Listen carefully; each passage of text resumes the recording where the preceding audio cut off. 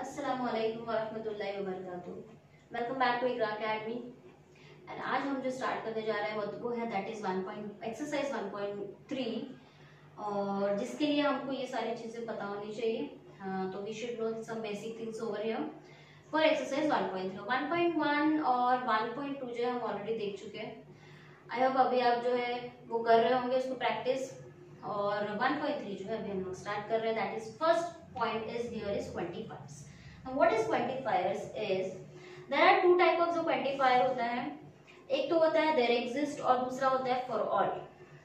ठीक है, सो there exist मतलब दिस इज देयर एग्जिस्ट, इसको हम लोग डिनोट करते हैं, जिसको हम लोग बोलते हैं देयर एग्जिस्ट, और हम इसको बोलते हैं एग्जिस्टेंशियल क्वांटिफायर।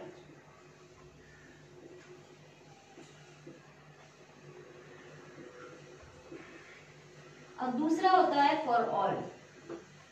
ठीक है,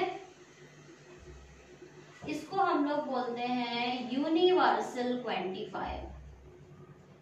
अब ये होता क्या है ये देखिए आप लोग। अभी हम now we are going to start. There exist a one value which satisfy that equation. तो देयर एग्जिस्ट एक वैल्यू तो उधर एग्जिस्ट होनी चाहिए, एक से ज्यादा भी होगा तो चलेगा, शायद वो दोनों वैल्यू एग्जिस्ट हो उस इक्वेशन को। So there exist a one value which satisfy that equation. Exist का मतलब क्या है, सभी सारी चीजें वहां पे एग्जिस्ट नहीं होंगी, कुछ वैल्यूज एग्जिस्ट होंगी। तो वो एग्जिस्ट को जो है डिनोट हम लोग इससे करते हैं, ये ऐसे हम लोग बनाते हैं। There exist for example is what if I am telling to you the x plus 5 is equal to 10. So what is the value of x here, as you know that 5 होना चाहिए. So there exists x equal to 5 such that it satisfy the equation x plus 5 is equal to 10. x के अलावा और कुछ exist होगा इधर जो 10 आए? नहीं होगा। x की जगह आप कुछ भी सब्स्टिट्यूट करोगे तो 10 नहीं आएगा, तो बस 5 ही रखना पड़ेगा। So there exists only 5 which satisfy that equation. So उसको हम लोग बोलते हैं exist and that quantifier is called what the existential quantifier. Next is for all. For all मतलब जो सबके लिए यूज हो रहा है। ठीक है, अब मैंने सपोज एक सेट दे दिया। सपोज सेट आपको पता है ना, a is equal to what 1 2 3 4 6। ठीक, अब now I am telling to you the x plus 3 is greater than 10। तो अभी आपको क्या करना पड़ेगा, हर एक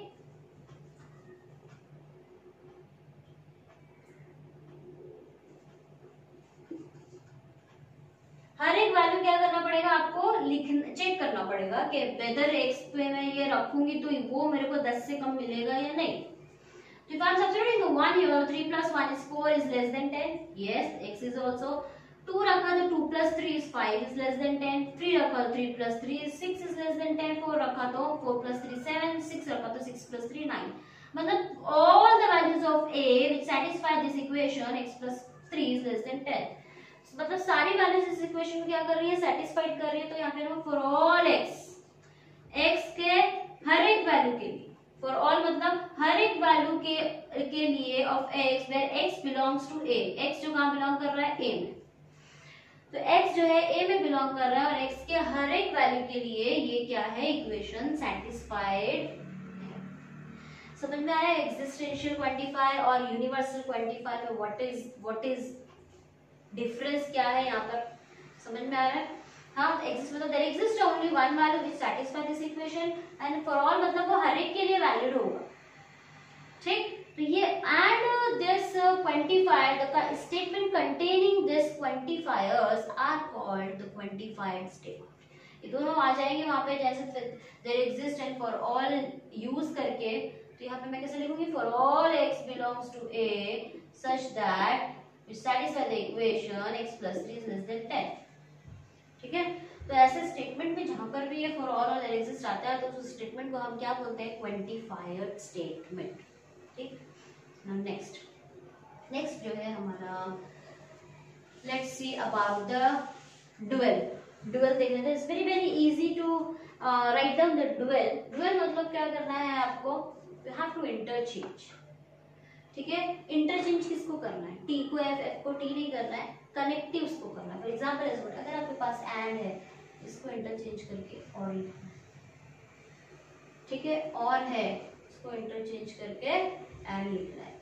टी दिया हुआ है, टी मीन्स व्हाट, टोटोलॉजी है ना, वहां पे जगह क्या लिखना है, C, C stands for the contradiction, मैंने आपको लास्ट लेक्चर में बताया था।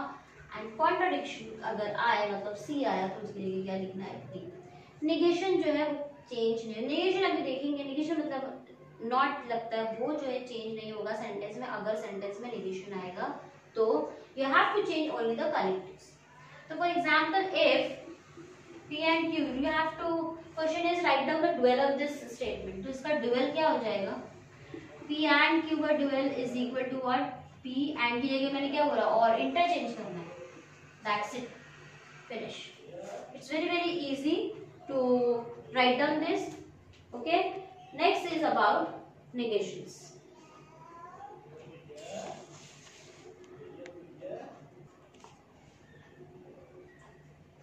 नाउ निगेशंस में क्या है, अब हमारा क्वांटिफायर्स हो गया, डुअल हो गया, निगेशंस में क्या है कि निगेशंस ऑफ कंपाउंड स्टेटमेंट। अब कंपाउंड स्टेटमेंट क्या होता है ये आपको पता है,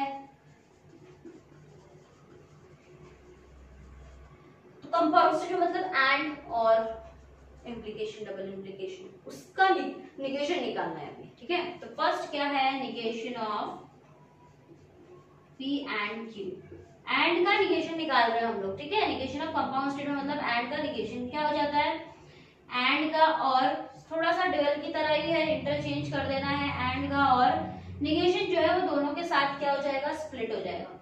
negation of P, negation of Q, ठीक है। सिमिलरली और में भी ऐसे ही होगा, और का क्या हो जाएगा, and, negation of P, negation of Q, negation दोनों के साथ जाएगा, एंड का और का एंड। ये जो दोनों स्टेटमेंट पैटर्न है इसको हम लोग बोलते हैं डी मॉर्गन्स लॉ। क्या बोलते हैं, डी मॉर्गन्स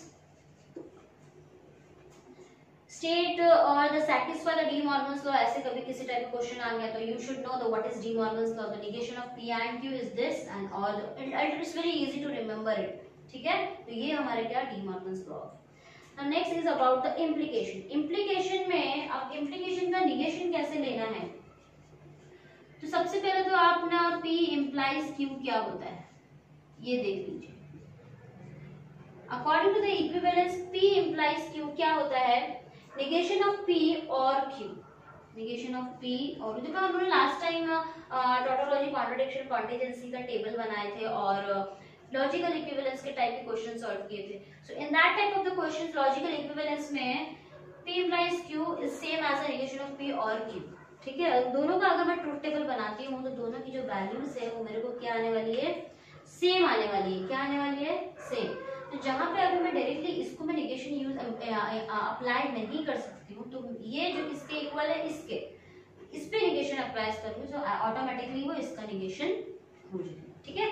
तो निगेशन ऑफ ये क्या हो जाता है, P implies Q same as negation of इसका भी, है ना।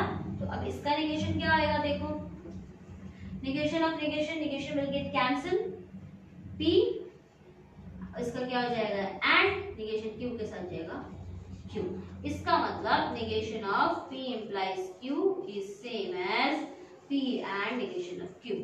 तो जहां पर भी अगर डायरेक्टली इम्प्लाइज के स्टेटमेंट में निगेशन आता है तो you can directly use it the P and negation of Q। कैसे आया मैंने बताया है, ठीक है। So let's take it the, because ये देखो टोटोलॉजी ट्रुथ टेबल के हिसाब से दोनों सेम है, इक्विवेलेंस है, इसलिए इसकी जगह मैं ये लिख रही हूँ। इसका निगेशन जब चाहिए होगा तो हम इसी में निगेशन लगाएंगे, negation of negation, negation will get cancel, P और का एंड निगेशन ऑफ, ये हो गया किसका, कंडीशनल स्टेटमेंट का निगेशन। सिमिलरली फॉर अगर बाय कंडीशनल का निगेशन पूछता है तो according to the biconditional भी किसके इक्विवेलेंस है तो वो हमें लगाना पड़ेगा, उसके हिसाब से उसका negation. I hope they have cleared about the quantifier, because let's see here the bi condition, third and the fourth P biconditional Q. So P double implies Q. This is same as what? P implies Q and Q implies P. ये इसके equivalence है। अगर आप इसका truth table बनाते हो और इसका ट्रूथ टेबल बनाते हो, दोनों भी क्या आएगा? इक्विवेलेंस आएगा। अब इसका यहाँ पे हम क्या लेंगे? Negation. So negation of P biconditional Q is same as the negation of this whole statement। ठीक है, पूरे का निगेशन हो जाएगा ना? Okay, so I am according to this I am using the negation of this statement P implies Q। तो negation of P implies Q क्या होता है? ये होता है, ठीक है, and का क्या हो जाएगा? और again negation will come here and negation of Q implies P according to same P apply करें। negation of P implies Q क्या होता है? P and negation of Q। जो पहले रहेगा वो P and negation of Q, ठीक है, and का हो गया। और negation of this Q implies P, तो negation of Q implies P उल्टा हो रहा है ना? तो जहाँ Q है वहाँ P रख दो, जहाँ P है वहाँ Q। Same as Q and negation of P। Understood? कैसे कर रहे हैं? इम्प्लाइज, देखो यहाँ से बता रही हूँ मैं, इम्प्लाइज क्योंकि इक्वल निगेशन हम लोग नहीं निकाल सकते डायरेक्टली, इसलिए we are taking the equivalence of the implication. ठीक है, तो ये निकाल हमने इसका इक्विवेलेंस जो था वो रखा, और उसका जो निगेशन होता है, निगेशन ऑफ इसमें क्या होता है? Negation of this, negation will get cancel, and का और का एंड निगेशन ऑफ पी। इसका मतलब जहाँ पर भी इम्प्लीकेशन का निगेशन आएगा इन दैट केस हम लोग ये वाला यूज करेंगे। ठीक, सिमिलरली ये और ये क्या होते हैं? बाय कंडीशन में इक्विवेलेंस होते हैं।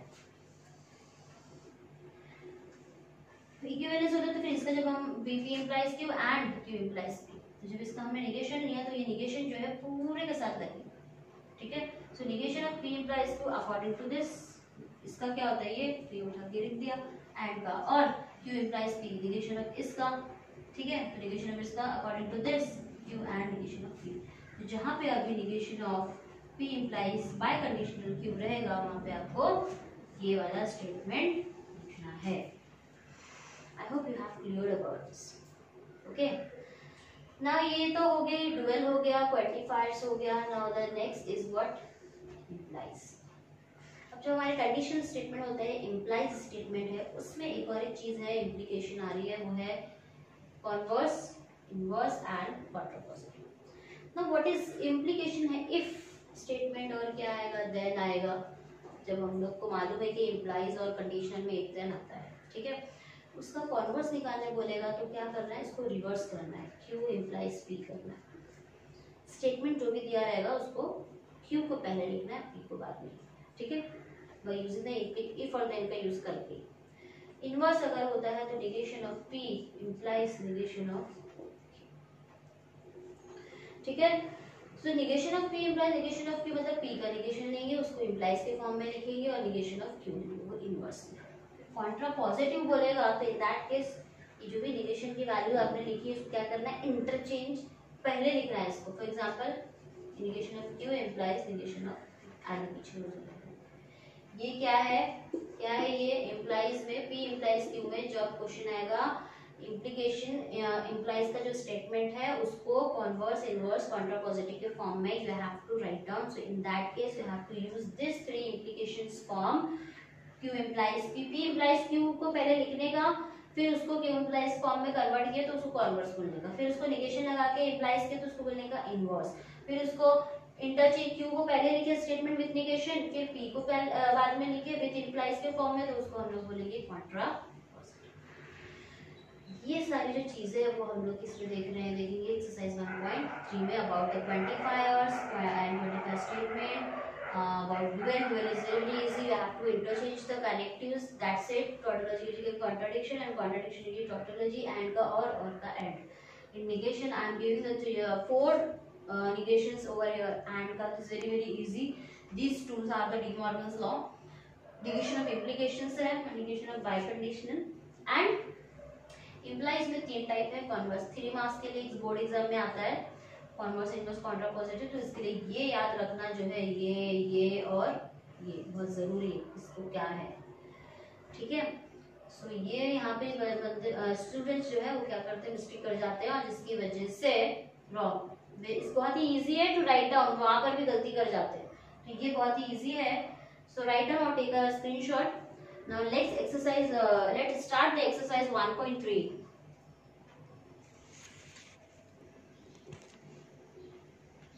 क्वेश्चन नंबर 1 ऑफ एक्सरसाइज 1.3 क्या दिया हुआ है क्वेश्चन कि if a is equal to what, एक सेट दिया हुआ है 3 5 7 9 11 12, determine the truth tables of the following statements. So अभी हमने जस्ट देखा क्वांटिफायर्स क्या होता है, और क्वांटिफायर्स में एग्जिस्टेंशियल और यूनिवर्सल क्वांटिफायर क्या, देयर एग्जिस्ट फॉर ऑल। उसी का यूज करके यहाँ पे कुछ सम्स है। Let's see question number 1। There exist x belongs to a such that x minus 8 is equal to 1। ये बोल रहा है कि there exist एक एलिमेंट, वो x है, हम उसको x अज्यूम कर रहे हैं, वो x कहाँ बिलोंग कर रहा है, a में, और a में क्या है 3 5 7 9 11 12, इसमें से कोई एक नंबर है such that वो इस इक्वेशन को क्या कर रहा है, सेटिस्फाइड कर रहा है। so let's find out that number। so x minus 8 is equal to 1 है, देखो इधर माइनस 8 वहां जाएगा तो क्या हो जाएगा, x is equal to 1 plus 8 which is equal to what, 9। तो मतलब x की वैल्यू क्या आ गई, 9 है। वैसे भी 9 रखा अगर x की जगह तो 9 minus 8 is 1। This satisfy the equation. Therefore the x equal to 9 लिखना कैसे अभी, satisfies the equation। okay, the statement is, so this statement is true।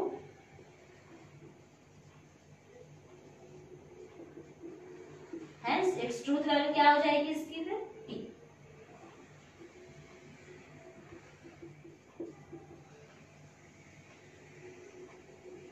value is t। समझ में आया कैसे किए। एक नंबर x माइनस 8 था, उस 8 माइनस 8 उधर गया, 9 आ गया, 9 is in the set, that means 9 एक ऐसा नंबर है जिसमें से 8 निकालें तो 1 बचेगा। तो दिस सैटिस्फाई द, जो इक्वेशन को क्या कर रहा है, बैलेंस कर रहा है, सेटिस्फाइड कर रहा है। तो x equal to 9 satisfy the equation. This statement, ये स्टेटमेंट कैसा है, ट्रू है, उसका ट्रूथ वैल्यू क्या आ गया, ठीक।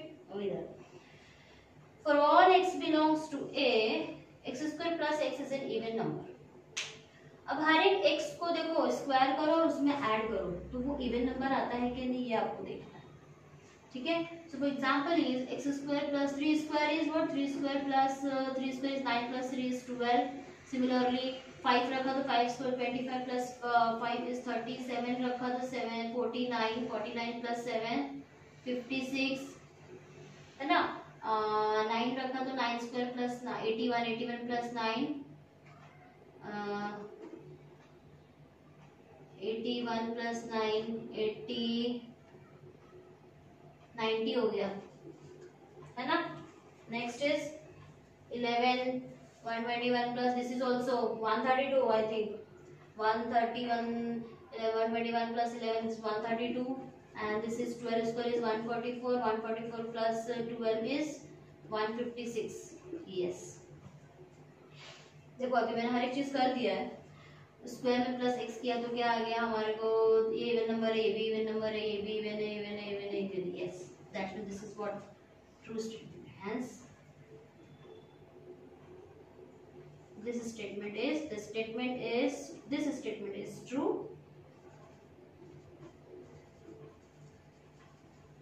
ऐसे ही सब जगह लिखना है आपको। हेंस ट्रूथ वैल्यू क्या हो जाएगी, is there exist x belongs to a, एक एलिमेंट x का जो है वो a में है such that x² is less than 0। उसका मैंने स्क्वायर किया तो वो 0, मुझे x उसमें देखने की जरूरत भी नहीं है, ऐसे ही आप बता सकते हो। कोई भी अगर आप 1 भी रखोगे, और देखो x में क्या है 3 से स्टार्ट, 1 भी रखोगे तो 1² is 1 और 1 जो है 0 से बड़ा होता है, मगर यहाँ क्या बोल रहा है 0 से छोटा, तो दिस स्टेटमेंट ही रॉन्ग है, ठीक है। This statement is false.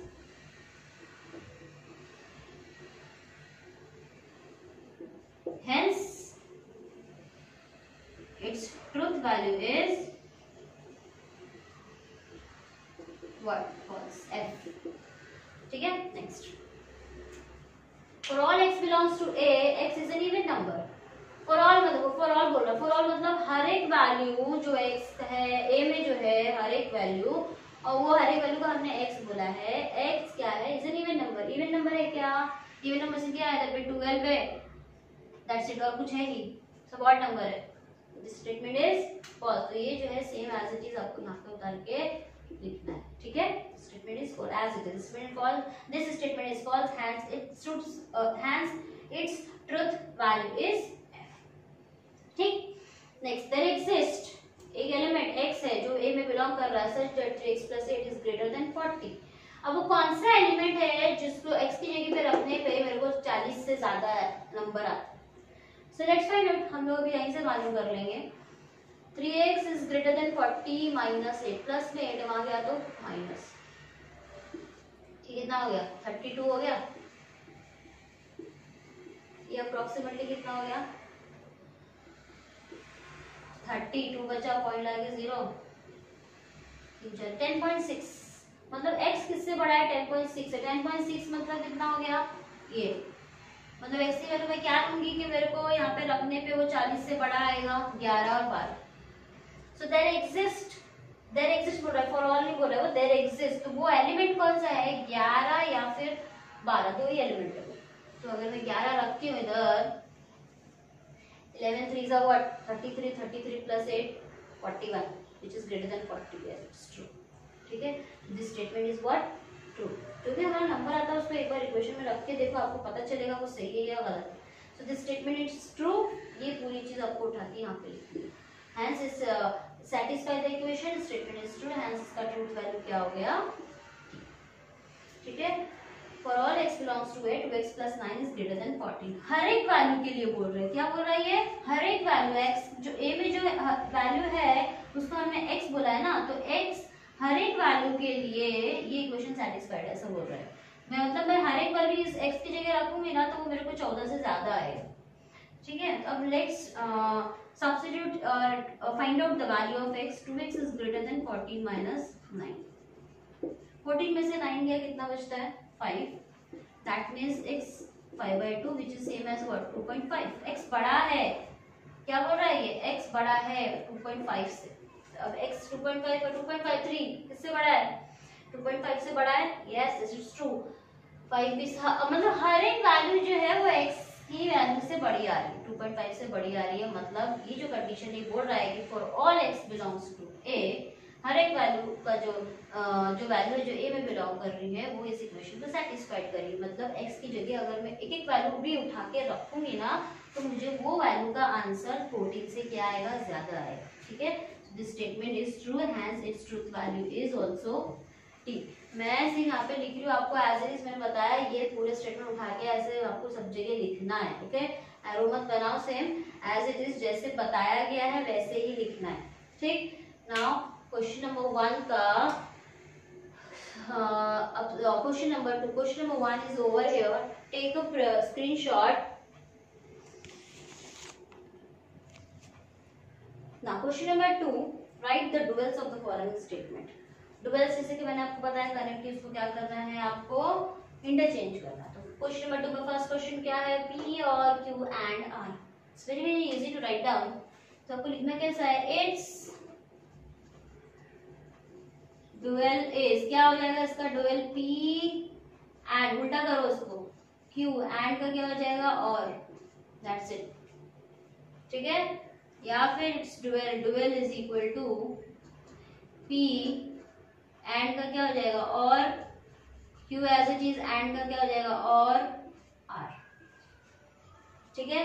It's dual is, पूरा स्टेटमेंट ऐसे प्रॉपर वे में लिखो, इट्स डुअल इज, इसका देखो p और का एंड, q एंड है उसका और, r एज इट इज और का एंड s, दैट्स इट। इसका इट्स डुअल इज पूरा सेम एज इट इज लिख दो, ठीक है।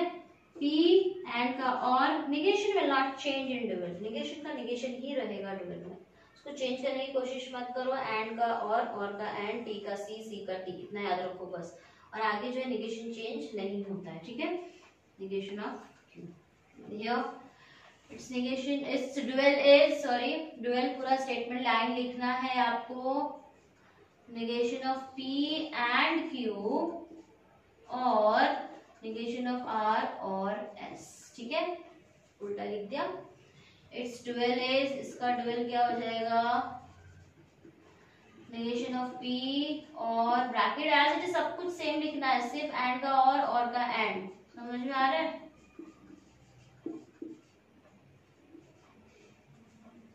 है ना, ठीक है। इसका it's dual is negation of P, इसका देखो एंड Q, एंड का और P और का and, negation of Q and का और, नेगेशन ऑफ S, ठीक है। नेक्स्ट देखो यहाँ पे क्या आ गया, C आ गया। C means what, contradiction. Contradiction के लिए क्या लिखेंगे, T मीन्स टॉटोलॉजी और P एंड का और, Q एंड R, ठीक है। इट्स डुअल इज यहाँ पे लिखना है आपको, dual is equal to whatever जो भी है, ठीक है। यहाँ पे its dual is negation of P और का एंड, Q एंड का क्या हो जाएगा और R, एंड आया एंड का हो जाएगा और T का क्या हो जाएगा C, contradiction. Similarly last question देखो यहाँ पे क्या है अभी, इट्स डुअल इज क्या हो जाएगा, P और का and, Q and T, C का क्या हो जाएगा T। ये 10 क्वेश्चंस थे क्वेश्चन नंबर 2 में, टू फाइंड आउट और you have to do what, the duals. It's very very easy, ज़्यादा कुछ डरने की बात है, बिल्कुल इजी है, इजी वे में चलो, हर एक चीज समझ में आ रही है कैसे करना है। जो नेक्स्ट टॉपिक है दैट इज टॉपिक नहीं, question number, that is question number 3 और 4, that we will do in our next lecture. So जब तक हमने अभी स्टेटमेंट 25 देखा था, डुअल्स देखा, नेगेशन एंड इम्प्लीकेशन, इम्प्लाइज की जो स्टेटमेंट है वो देखे आज हमने, बेसिक चीज। ये लेक्चर में जो बेसिक है वो आप लोग देख लीजिए, इसी के बेस पे क्वेश्चन नंबर 3 एंड 4 जो है वो नेक्स्ट लेक्चर में देखिए। जब तक अस्सलाम वालेकुम व रहमतुल्लाहि व बरकातहू।